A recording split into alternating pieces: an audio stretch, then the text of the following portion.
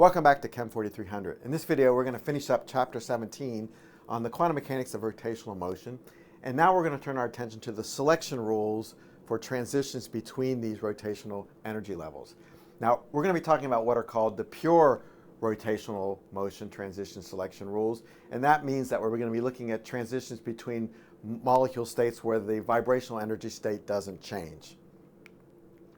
So, if you remember back in the chapter on the quantum mechanics of the radiating dipole, we learned that transitions between energy eigenstates of the Hamiltonian through absorption or emission of light required a non-zero electric dipole transition moment integral. So this integral here is what we have to evaluate to determine whether that transition will be allowed or not, right?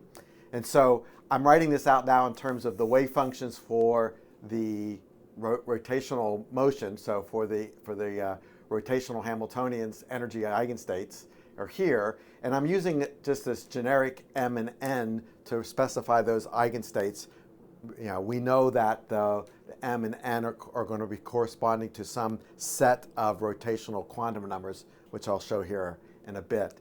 But what we're looking at then, for some transition between two energy eigenstates, we'll have to evaluate this integral. We'll need to know the dipole moment, and we need to have these functions here. So that's generally true, but as we get into the problem here, we're going to see that we want to look at some restricted cases here because, for example, for the asymmetric molecule, it's going to get a little bit too complicated. So generally speaking, though, only polar molecules are going to have a pure rotational spectrum. So if the molecule has no electric dipole moment, then you will not be able to induce any of these transitions. All these transition dipole moments will be zero. The orientation of the permanent electric dipole moment, if your molecule has one, will be fixed in the molecule's principal axis frame. So if you're in the body fixed frame, that electric dipole moment vector will be time independent. However, if you're in the space fixed frame, then as that molecule rotates, then that electric dipole moment vector will be time dependent. Now, to specify the orientation of that electric dipole moment in the space fixed frame, we're going to need two angles. We're going to need the phi and the theta of the three Euler angles, and those will be used to describe the orientation in the space fixed frame. Now, I'm only going to consider these cases, the spherical, prolate, oblate, and linear molecules. I'm not going to consider the asymmetric molecule because I don't want to work with the wave function, which is some linear combination of the Wigner-D functions. We're just going to stick with these because we have analytical expressions, easy analytical expressions for these wave functions, although it's still going to be non-trivial to evaluate this. But if you evaluate this integral here, and this is between a set of rotational quantum numbers and another set here, you find that the selection rules are, generally speaking, for these molecules, delta J of plus or minus 1. Now, depending upon whether the light is interacting with the X, Y, or Z component, we'll have different types of additional selection rules. So generally, that for all of those cases, the delta Kj will always be equal to 0. But for the mu Z, when the light is interacting with the Z component of the electric dipole moment, we will have only transitions where delta Mj is equal to 0.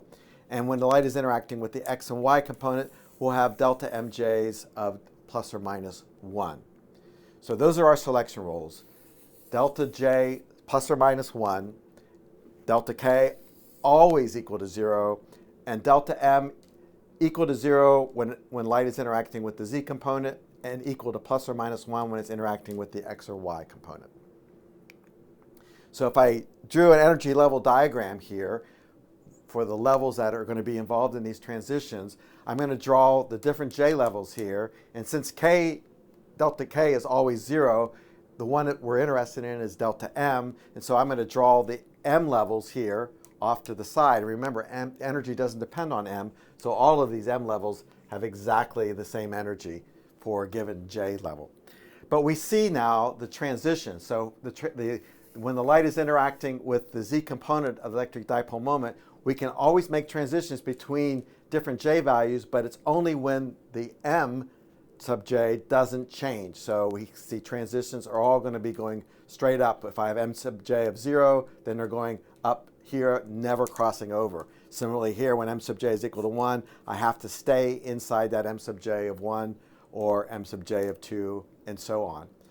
It's when the light interacts with the x and y components that I have transitions, but then again, I can only have transitions between adjacent m sub j values. So I can go here from this level of m sub j of 0 to j of 1 with m sub j of 1. But that only allows me to cross over, you can see here, between these levels.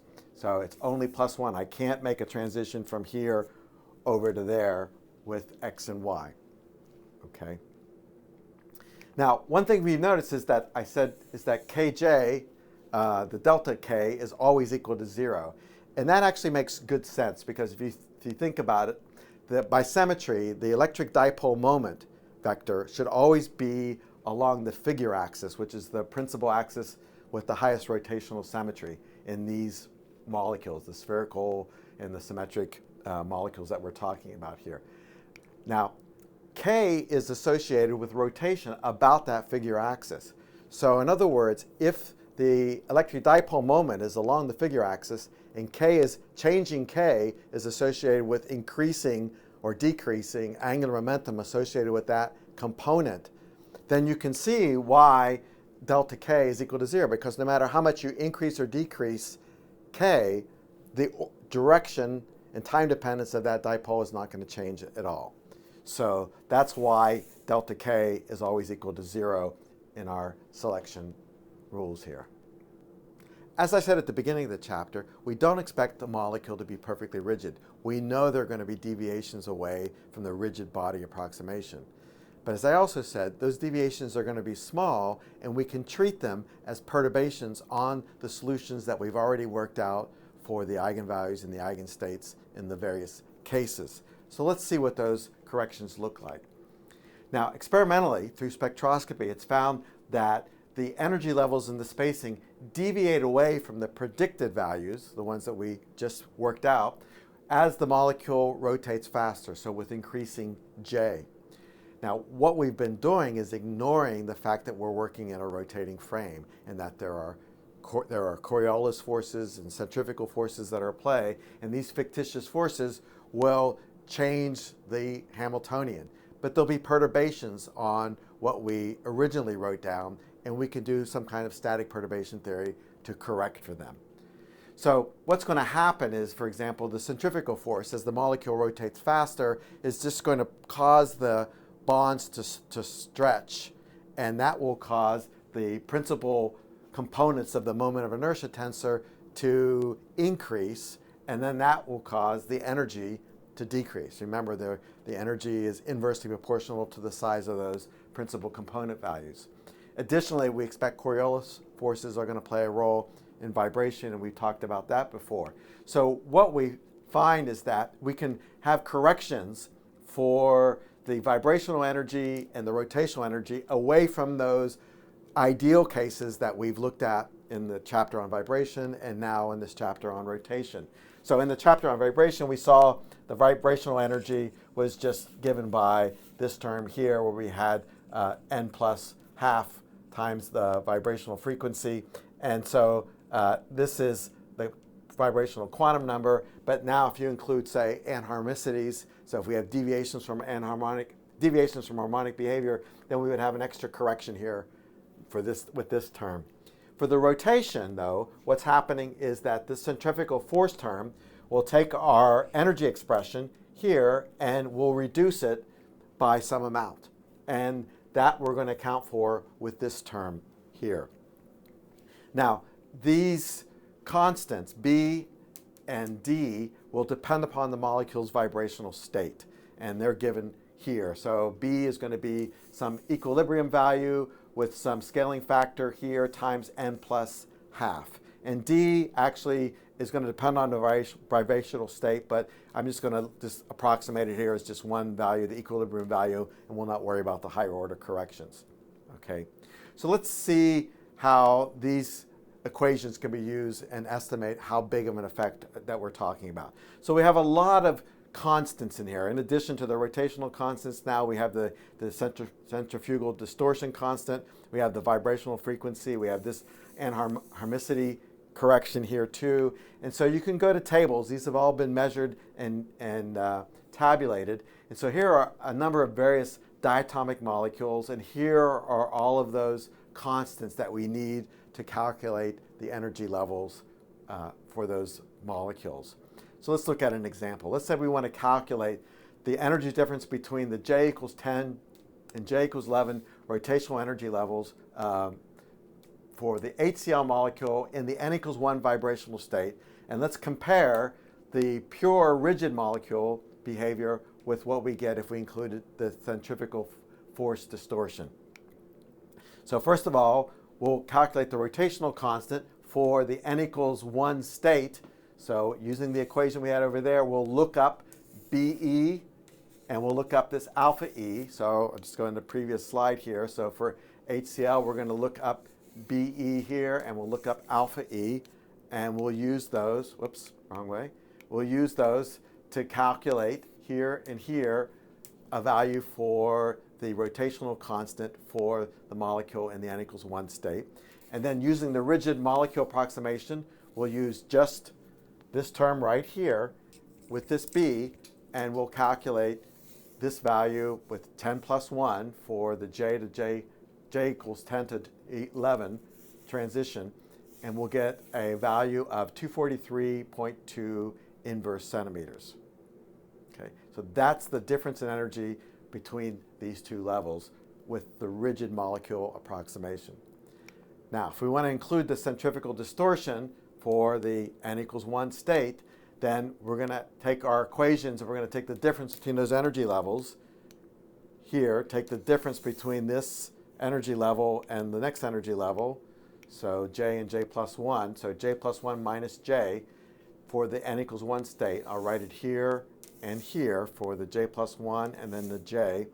And then with some algebra, you can show that that's going to look like this term here. So we have the comparison. You can see the difference in energy is 2B J plus 1, and here it's 2B J plus 1 minus 4D J plus 1 cubed. So we look up the D value, which we're going to say is approximately equal to DE. So go back to the table and we'll get the DE value, which is 531.94 times 10 to the minus 6 inverse centimeters. And go ahead and plug all of those numbers into this expression, and we get a value of 240.35 inverse centimeters. Compared to what we had in the rigid molecule approximation, 243, we see that it's dropped by a small amount, about 3 inverse centimeters by including the centrifugal distortion term. So that corresponds to about a 1.17% decrease. So this is, again, the size of a perturbation that we could easily handle with first order, second order perturbation theory to take care of these kind of corrections. Okay, so that's it for this chapter.